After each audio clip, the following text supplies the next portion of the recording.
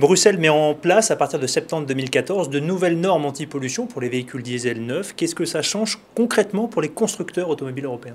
Alors, cette norme, elle s'appelle Euro 6 et comme son nom l'indique, c'est la 6e norme que l'Union européenne met en place depuis les années 90 pour réduire les émissions de polluants dans les moteurs. D'un point de vue technique, ça veut dire que les voitures vont devoir être équipées d'un système pour limiter les émissions d'oxyde d'azote.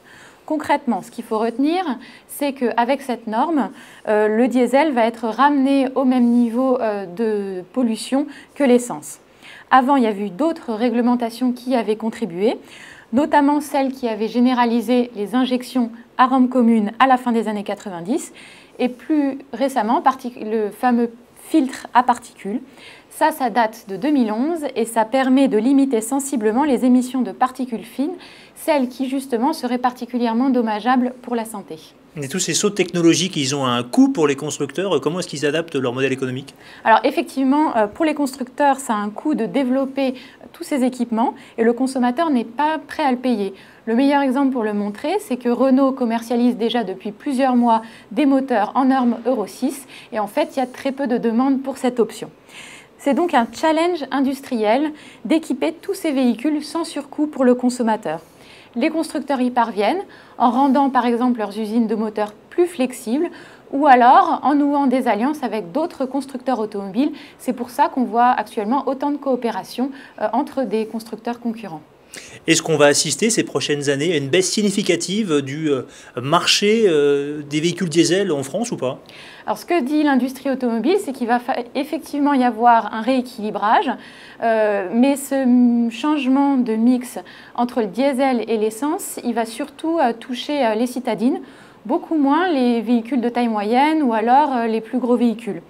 Il y a une raison simple pour ça, c'est que les petits véhicules peuvent difficilement encaisser le surcoût lié à tous ces équipements. Le diesel a quand même un avantage par rapport à l'essence, c'est qu'il émet moins de CO2.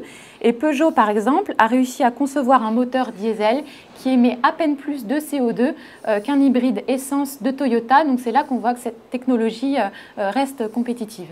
Le cœur du problème en France, qui est le plus gros parc de véhicules diesel en Europe, on le rappelle, c'est précisément ces anciens véhicules. Qu'est-ce qu'on fait pour s'en débarrasser, pour faire évoluer ce parc? Voilà, ce qui pose le plus problème pour la pollution, ce sont les vieux diesels, ceux des années 90. Et en France, ils représentent quand même encore 25% du parc. Le problème, c'est que justement, il y a peu de solutions pour traiter ce parc.